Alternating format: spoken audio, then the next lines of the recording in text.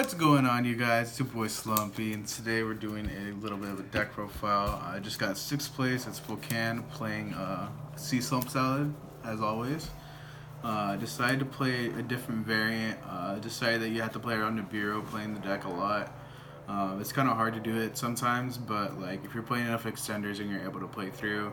Plus, I'll show you guys a little bit of a little bit of slump spice to. Oh shit. My bad. To show you guys kind of like how I kind of played around the bureau. So let's go ahead and get to the deck profile. But before we do that, a little bit of a shout out first of all to my boy Rob. He came with me all the way to Spokane. Right. He also got 8th place at regionals. First time that we both topped the regionals together. Finally, after like 3 years? Yeah, wow. Yeah. He played Grand Maju though, like a savage. But also a huge shout out to Imperium, huge shout out to Genesis, shout out to, the best sponsor in the game, Javier Lopez, hey. My boy. Shout out to TN for opening his new shop. Make sure you guys check out Bento Box Games. Like him on Facebook. And huge shout out to, you already know, my closest friends, my homies, Rita, Brittany, Ariana, Jonah, Collins, and Makai. So, I don't want to do too many shouts, but my cousin always gives me shit if I don't say this. Shout out to the Ramírez family.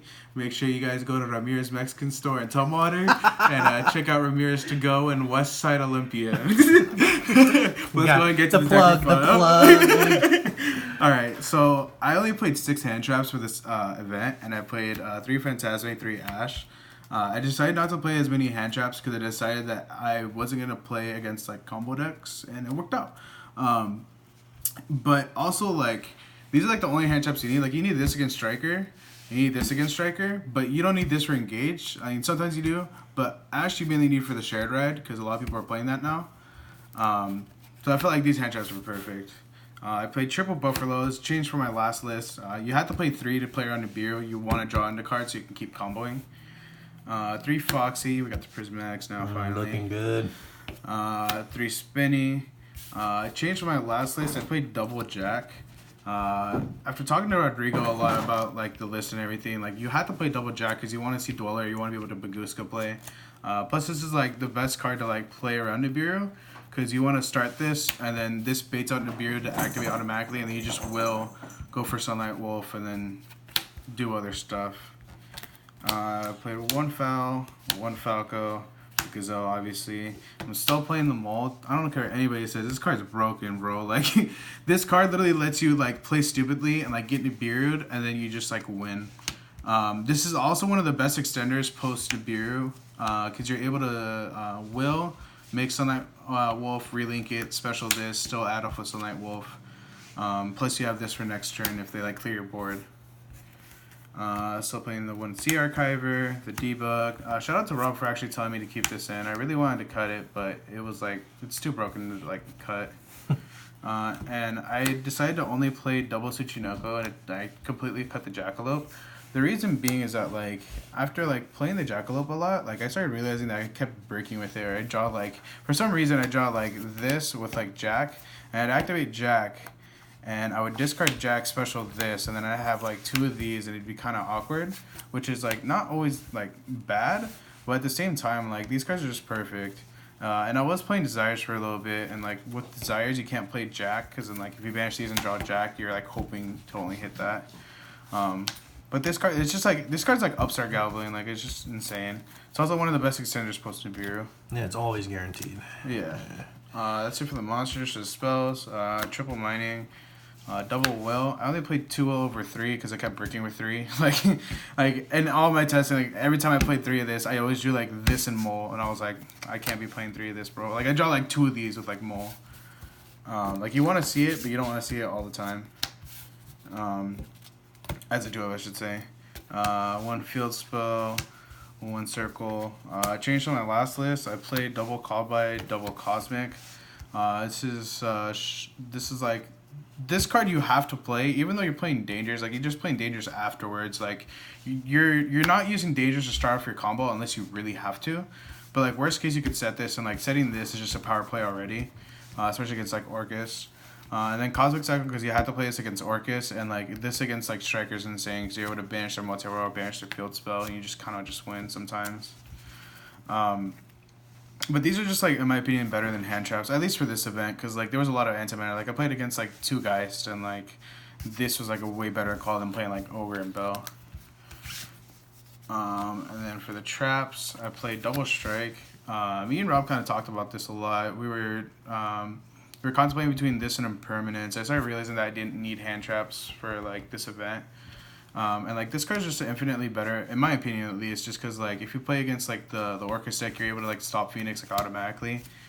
Whereas like if you Impermanence and you Impermanence to Phoenix, like you just kind of lose. Like it's only good like when you're going second if you're playing Impermanence.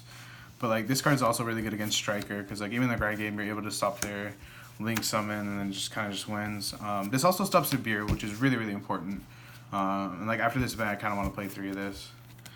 And then last 3, played Rage, Aurora, and the MVP was Salamangreat Gift. Now, for you guys that don't know what the fuck this card does, so the first effect is you can discard a Salamangreat monster to send a Salamangreat monster from your deck to the graveyard. Oh, this one's Spanish. But you can send a Salamangreat monster from your deck to the graveyard and draw a card. So, like, not only is it, like, Foolish Burial, and it draws you a card, and it gets a card out of your hand, it's like insane. And then if you control a monster with Link Summoned using its own name, you can discard 1 Salad monster to draw 2 cards. So this is either Pot of Greed or it's like Foolish and draw a card. But like this card like just gives you infinite value. Like this literally just like wins you like the mirror match. Like if this keeps resolving every single turn and your opponent doesn't get rid of this, you're winning that matchup. My only loss today was to Manov because he Cosmic Cycle on this. So only thing that sucked. For the extra deck, triple Phalanx, triple Wolf, double Helio, finally got the secrets. 1 Mirage Stalio. I still think this is correct, especially playing like Mole. Like you can always cycle this back. Plus the extra deck's super tight. Like I used every single card in my extra deck today. And then I played obviously the Dweller because it's broken. And then I played Hida. Oh, that's not Hida. This is Hida. This is Phoenix. Shout out to Rob for letting me borrow Phoenix. This card like randomly comes up against like there can only be one. Like you have like Tsuchinoko and like a monster, and you just make this and you just win. Plus it's a fire effect monster. Like it's just broken. And like it also comes up to like randomly have like stuff go linked and they can't be destroyed at battle, and you just kind of attack over stuff. Like boosting this with Spinny and like having Silent Wolf and be able to attack over or crash quote quote into Phantasmic because they're both 24 and this not dying is like super crucial. I played Update Jammer Borload because combo decks and like stealing stuff is free. Then I played Appaloosa. This card, like I made this a lot. Like this card plays around Nibiru on top of like because like most of the time if you're playing around Nibiru, you're making this after ending on like Sunlight Wolf. Like if they're like you literally like just like aren't making the rank 3 play like for going first. You're just like doing other plays and like you're waiting for them to Nibiru you and you're like using this to get effects and then they're like they don't see a point to Nibiru you and then you're just like slap this down and they're like, oh. I forgot about that. Yeah. For the side deck, I cited the Mega Fleet. Shout out to Ed because he's playing the Cyber Orcus and kind of just like hyped it because deck's broken. I started realizing that you can contact with like Infinity and their Dingirsu, and then you attack over Galatea. But they have like the regular trap. They can like pop this, I guess. But like that's like their only form of interaction. So this makes it to where when they have like 2 interactions, you get rid of like 2 cards and do this. But if they have anything else, it kind of sucks. I didn't play against any Cyber Dragon. There was a pure Cyber Dragon that I think Rob played in the last round, who got top 8, but I didn't get to play against him. This card was just kind of just whack because I didn't play against it. This card's clutch. I cited Baguska because I realized that Dweller doesn't work against like all these stupid road decks like fucking Grand Maju and all these other decks. And like Geist and stuff like that. Like this card's just like insane because like if you play against like Pure Thunder, like when I played against Pure Thunder, I ended on like this and this, and I was just like pass, and he was like, well, I just lose. Like he impermanents this, and I was like okay, and then like he just like summoned a guy pass, and I was like, 2K, and then I made like link plays and everything, and this worked out. Plus, its arrow that points down is broken because like after anything, you just make this here. Like you literally just like have this here, and then you have like 3 arrows, so you're able to like special from your extra deck a bunch of times. And this not being destroyed by battle is like insane too. Yeah. But Buguska's nice. You have to play this either the main or side. Like this card's broken. And then I played Paro. It's not only for time, but it's also really good against like any deck that like it's insane against Geist. Cause you just special this and it's 2K and they're like, fuck, how do I get over this? Plus the tribute effect in time is nice. This card in the mirror match is insane because it can almost never attack over it. Plus it's solid. You can special this one from Rosh Shalio, fun fact. I played one Foxer. This card's broken. I don't know why nobody plays this card. Like, it's like a surgible MST on top of like if your opponent like destroys their own spell or trap card for whatever reason. Like if you play against like Striker and they're like they pop like their back row or something. Or, I don't know. Like it's free. It's like free specials. Like any back row gets removed. Or like if you like Twin Twisters or combos with it. But I didn't play Twin because I'm an idiot.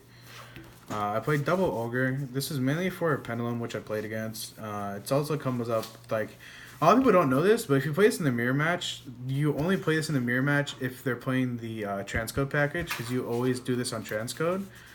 Plus, like, doing this on their early plays just usually wins you the games if they don't have any extenders.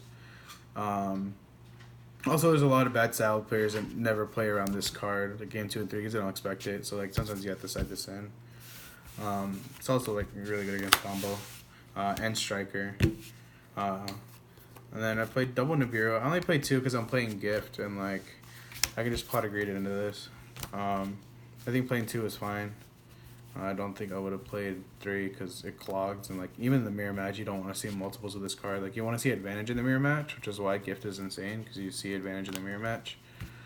But just drawing into it is pretty good. Shout out to Rodrigo for this too.